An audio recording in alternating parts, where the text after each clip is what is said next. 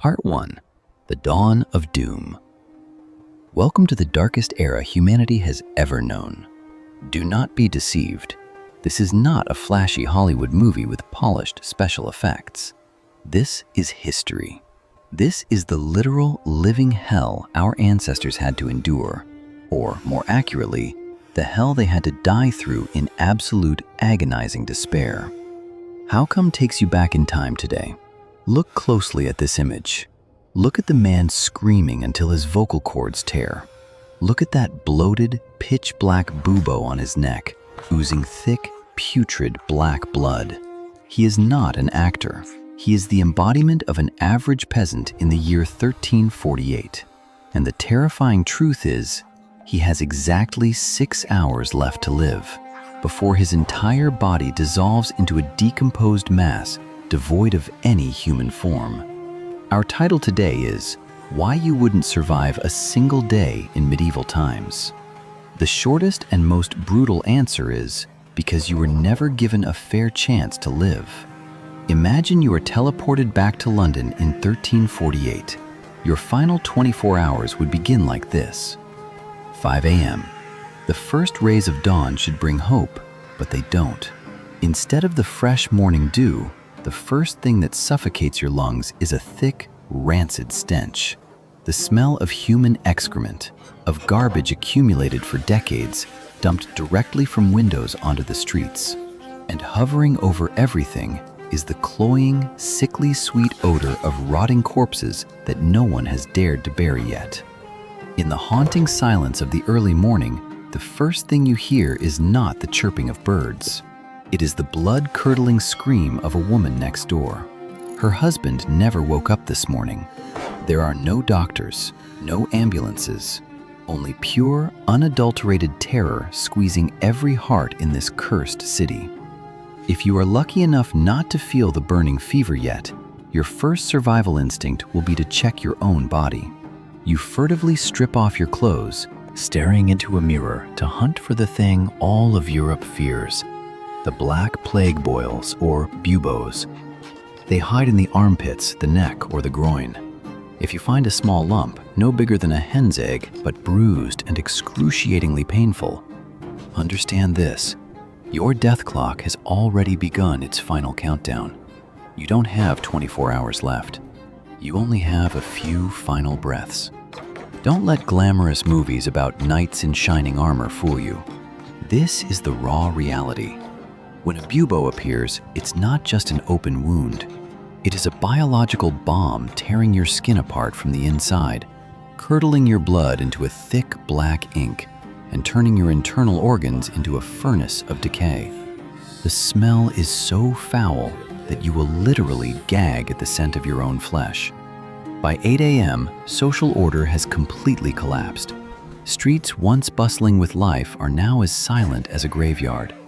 Money has become worthless. Diamonds and gold cannot buy a single loaf of clean bread. The only place people turn to is the church, but the most horrifying cruelty lies here. Even faith has knelt before the plague.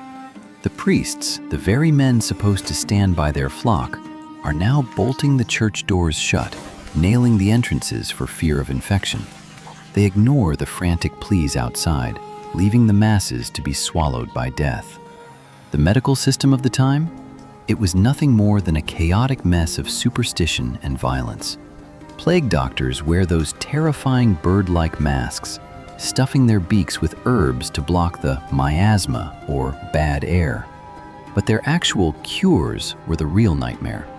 The truth is, to treat a bubo, they would take a live chicken, pluck its belly feathers while it was still squirming, and strap it tightly against your oozing sores. They believed the chicken's life force would suck out the poison. No chicken? They would plaster your body with a revolting mixture of human feces, scorpion venom, and ground-up ashes. Even more painful, they used unsterilized knives to slice those buboes open, letting the black, rotten blood pour out, unintentionally allowing the bacteria to enter your bloodstream directly, ending your life in minutes. That was only the first morning in hell. You think you've seen the worst? No. The true nightmare has only just begun as the sun reaches its peak. Part 2. The living hell and the madness of medicine. 12 noon. The sun is at its highest point, but no light reaches the souls of those gasping for air. The city is no longer a place for the living. It has transformed into a massive, open-air slaughterhouse. HowCome wants you to take a deep breath. Can you feel it? The air is no longer just filled with the morning's stench of waste. It has evolved into something infinitely more revolting. The cloying, sweet, and metallic smell of human flesh decomposing under the blistering heat. The stench is so thick that birds flying overhead are seen spiraling out of the sky, falling dead onto rooftops already choked with the scent of demise. It is at this hour that the ghosts begin to appear. They are the plague doctors. With their long, floor-length black robes and those eerie, bird-like masks, they look more like harbingers of the Grim Reaper than healers. Inside those long beaks, they stuff dried roses, camphor, and cloves to drown out the smell of the dying. But look into their eyes through those round glass goggles. You will see nothing but sheer, frozen helplessness. Because at this moment, the medicine of the age has gone completely insane. The sickening truth that history books often skip is how they tried to save you. If your buboes began to swell and turn a bruised purple-black, the doctors would perform a ritual of blood and fire. They took red-hot cauterizing irons and pressed them directly into your open sores, searing the infection away. The sound of sizzling skin and the agonizing screams of the victims echoed through every alleyway. Yet it was all for nothing. When physical torture failed, they turned to the bizarre. Can you believe it? People began drinking their own urine, or the urine of healthy citizens, hoping it would wash the pestilence from their veins. The wealthy would grind diamonds and precious pearls into fine powders to ingest, turning their stomachs into a mess of jagged stone before dying of internal bleeding. But the madness didn't stop there. Another common cure involved plastering a mixture of human excrement, rotten roots, and scorpion venom directly onto the sliced open buboes. Instead of saving lives, they created the perfect breeding ground for septicemia. Death no longer came just from the plague, it came from the sheer ignorance and desperation of man. Step outside your door, and you will hear the sound that defines this era. The clack, clack, clack of wooden wheels grinding against the cobblestones. It is accompanied by the rhythmic ringing of a handbell and a hollow, ghostly shout echoing through the dead streets. "Bring out your dead! Bring out your dead!" The mass graves are already overflowing. Bodies are tossed onto carts, piled high like sacks of grain. The noble, the beggar, the king, and the slave, in this moment, they are all equal at the bottom of a deep pit filled with quicklime. There are no funerals. There are no prayers. Only the sound of frantic shoveling and the hollow stares of the body collectors. Men who know that by sunset, they might be the ones lying at the bottom of the pile. In your dark, cramped room, your vision begins to blur. The fever is starting to liquefy your mind. You are thirsty, but the only water source, the River Thames, is polluted with thousands of corpses dumped under the cover of night. You drift into a delirium, and in that fever dream, you see humanity fading away, replaced by something much more primal and much more cruel. Do not look away, because as twilight approaches, we are about to witness something far worse than death: the total collapse of human compassion. Part 3. When morality kneels to instinct. By late afternoon, the city of London is no longer a society. It is a collection of terrified animals trapped in a cage of stone. The social fabric, woven over centuries of tradition and faith, is now shredding like a rotten shroud. HowCome asks you to look into the eyes of a mother standing in a dark doorway. In her arms, her toddler is crying, not for milk, but from the searing pain of a black boil blooming on his neck. And then, the unthinkable happens. The mother, driven by a primal, soul-crushing terror of the Black Death, sets the child down on the cold floor and walks away. She bolts the door from the outside and runs into the fog. This is the dark reality of 1348. Chroniclers of the time, like Boccaccio, recorded with horror how fathers abandoned sons, wives left husbands, and brothers turned their backs on their own blood. The bond of family, the strongest force in human nature, was snapped by the sheer, suffocating fear of the contagion. Compassion became a death sentence. But the horror doesn't stop at abandonment.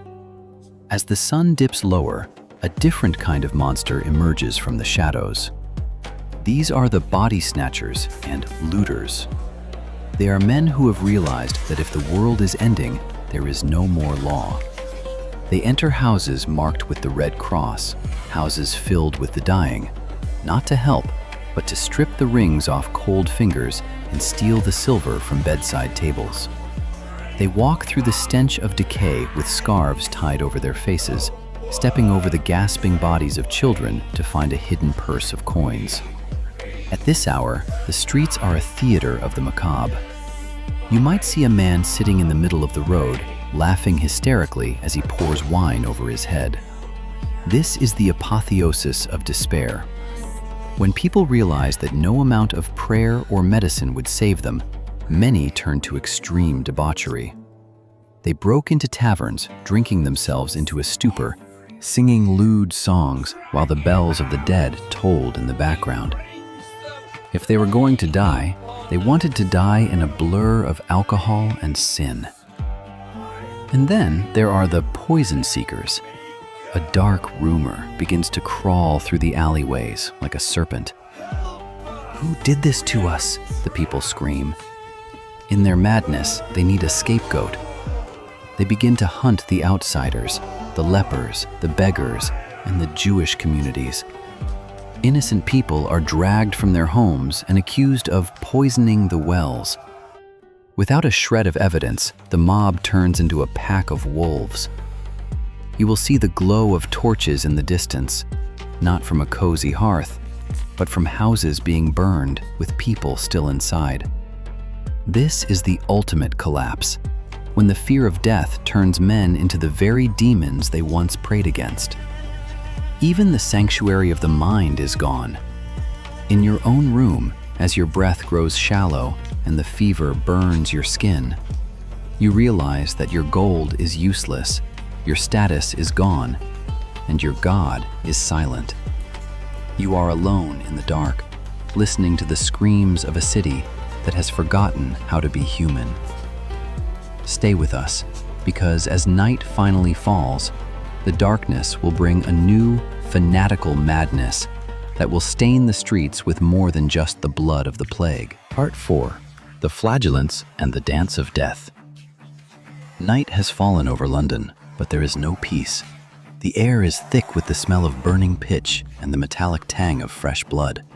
Out of the darkness comes a sound that chills the marrow of your bones, a rhythmic, wet thwack, thwack, thwack, followed by a low, guttural chanting. HowCome reveals the most extreme manifestation of medieval madness, the Flagellants. Imagine a procession of hundreds of men, stripped to the waist, marching through the muddy streets. In their hands, they hold heavy leather whips studded with iron spikes. With every step, they swing the whips over their shoulders, tearing strips of flesh from their own backs. They believe that the Black Death is a whip in the hand of an angry god, and the only way to stop the plague is to bleed for him. As they pass your window, you see the blood splattering against the stone walls. They are singing hymns in a trance-like state, their eyes glazed with a mixture of pain and religious ecstasy. This was not a small cult. This was a mass movement that swept across Europe. They brought no healing, only more infection, as their open wounds became a breeding ground for the very plague they sought to escape. But while some whipped themselves in the streets, others sought a different kind of escape. This is the hour of the danse macabre, the dance of death. In the flickering light of the bonfires, you see silhouettes dancing wildly in the churchyards. These are people who have lost everything, their children, their parents, their sanity. They dance among the half-buried corpses, a frantic, hysterical movement to the sound of out-of-tune pipes. They believe that death is a skeletal musician leading everyone, king and peasant alike, to the grave. It is a celebration of the end of the world. In their minds, the apocalypse is not coming, it is already here. At this hour, the death carts are no longer enough. The sheer volume of the dead has overwhelmed the collectors. In the dark corners of the city, bodies are being piled like cordwood in the middle of the streets. There is no one left to dig the holes. The plague pits are gaping maws in the earth, filled to the brim with a tangled mess of limbs, their white skin ghostly in the moonlight. If you are still alive, huddled in the corner of your room, you hear the scratching. It's the sound of thousands of rats, the true masters of the city, emerging from the sewers to feast on the mountains of the dead.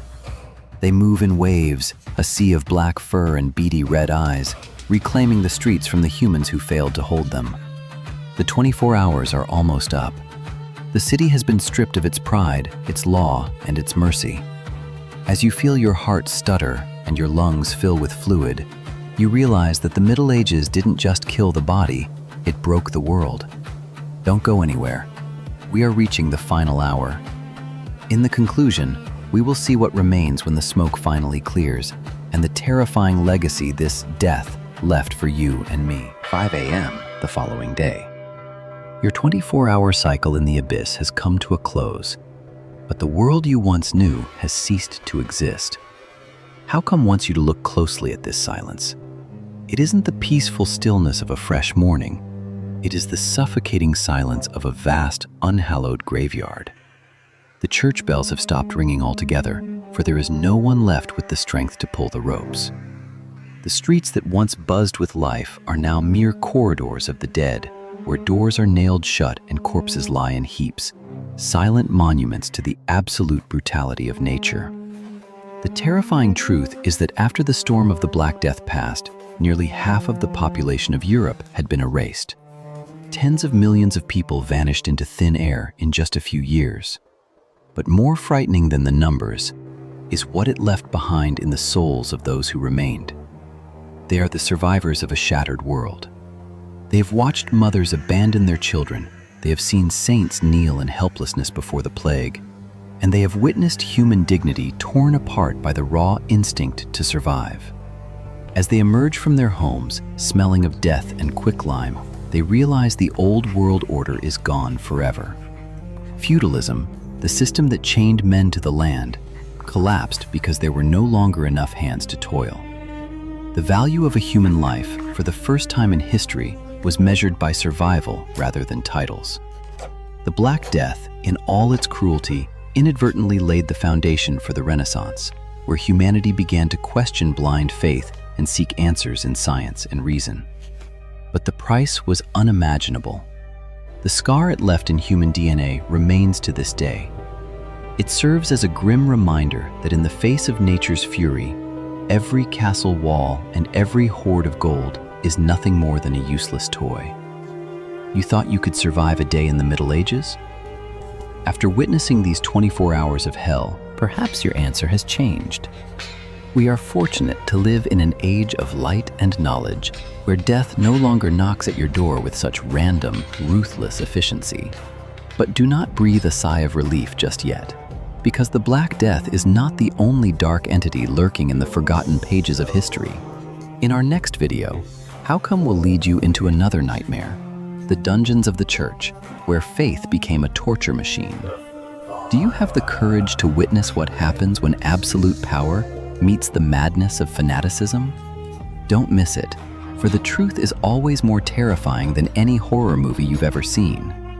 Subscribe and turn on notifications now so you don't become the last to know about the dark corners of humanity. Thank you for walking through hell with HowCome. See you in the next one, if you're brave enough.